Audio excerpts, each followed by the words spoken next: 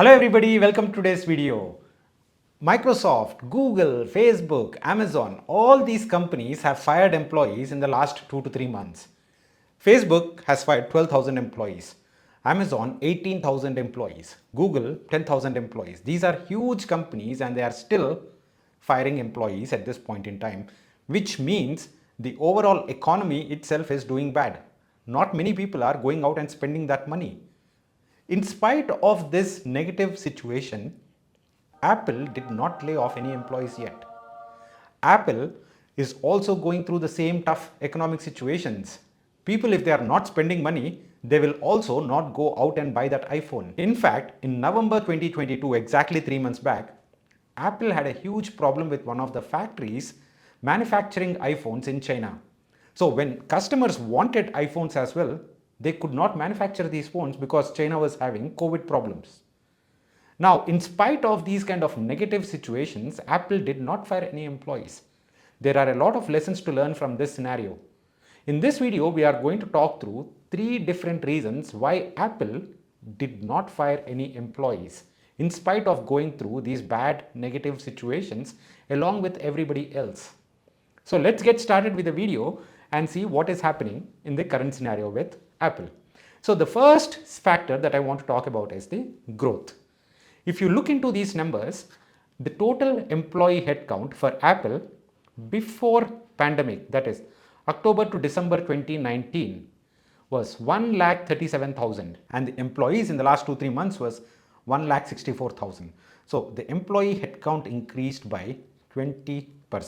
If you look at Amazon, they have grown from 8 lakh employees to 15 lakh employees, almost a growth of 93%. Meta has grown by 95% and Google has grown by 60%, from 1,18,000 employees to 1,90,000 employees. All these companies have grown massively in the last 3 years, except Apple. They decided for that steady and stable growth. Unlike other companies which have seen the opportunity and they wanted to run that race and capture that opportunity. Well, Apple also had that opportunity, but they decided to play that long game where they said we are not running a race, but we are instead building an empire like Mahishmati Kingdom. Now, when these level of growths are seen in the last 2-3 years, now suddenly when the entire economy is going down, you will see that there is a panic that is set with the other companies. Hey, we have hired a lot of people for this growth and now this growth is not happening. So what do we do?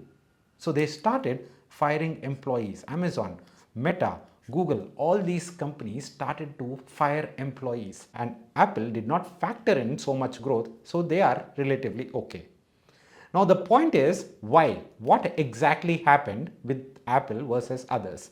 Now let's look at the business model as well. If you think about Google, right? Google's revenues in the last 3 quarters were $69 billion. And out of that, the advertising revenues were $54 billion, so 75%. On the other hand, if you look at Facebook, the total advertising revenues were $31 billion and the overall revenues were 32. So almost 95-96% of the revenues are coming from advertising for Facebook. And for Apple, whenever we think about Apple, we think about iPhone. So out of the $120 billion revenues for Apple in the last 3 months, only 50% come from iPhone. And Mac contributes to close to 5 to 10%. Then iPad contributes to again another 10%. There are multiple other streams of revenues coming in. So when there was a supply chain issue, when they are not able to get those iPhones into the customers who wanted it, the revenue problems that they are facing was with only 50% of their overall revenue numbers. However, if you think about Google, if the marketing people around the world are saying that we don't want to run any advertisements because the market is not very well, their revenues are impacted by 80%, like close to 75-80% of their revenues are impacted. And for Facebook, it is 95% revenues being impacted. When your biggest source of income is being impacted, of course you get that panic heart attacks. And that is the reason why Apple is relatively in a better position and they are absorbing more shocks. And they are able to absorb as well going forward. Now, the point that you and I can take away from this entire context is, if there is anything, please make sure that you are also diversifying your income streams. Not just corporates, we should also do that.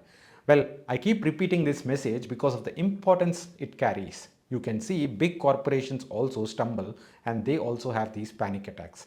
On the other hand, if you are able to diversify your incomes, you will be able to absorb those shocks even if you are laid off. Now, the third reason why Apple did not fire any employees is because they did not place any massive bets on some of these other experiments that they are running. For example, Amazon, Alexa, we all know Alexa, and Alexa is currently running in losses. Last year, reportedly, Alexa had $10 billion worth of losses, which is 80,000 crores in rupees. 80,000 crores in rupees, if one product is bringing so much losses, when the overall market is going down, what will you do? You'll go and cut down that product. You will cut down employees working in that product. For Facebook, the entire pursuit around metaverse. And when the metaverse is not bringing these revenues, they are cutting down employees from these new experimented divisions. Unfortunately or fortunately, Apple did not place any such massive bets. Well, the growth would have been slow probably for Apple, but at the same time, they had to not lay off employees because there is not a huge impact from these divisions on Apple. Well, on the other side of the story, they are still developing something very interesting. They are working on augmented reality headphones, and they are also working on driverless self-driving cars. Well, these are interesting initiatives. While Apple's initiatives are still going on, Facebook's experiments and Google's experiments and Amazon's experiments are basically hitting that dead end because they have to cut down. They were massively investing in these opportunities, so they are drastically cutting down, and the progress is coming down. Well, Apple is again slowly and steadily investing in these new experiments, and they are growing slowly. Now you can see the two lessons that you can take away from this entire Apple case study. Number one, of course, diversify your incomes. Number two is, hey, even if there are opportunities in front of you, well, you need not think that that's the last opportunity. Opportunities will come as long as you are working hard. And please take that measured approach towards your personal and professional growth as well. Don't please run behind that massive steep jumps because there is a fall off very soon waiting for you. On the other hand, if you are growing step by step, you can always absorb these kind of shocks. I hope this video makes sense to you. Please do go ahead, press on that like button, and I will see you again in the next video. Take care guys. Bye bye.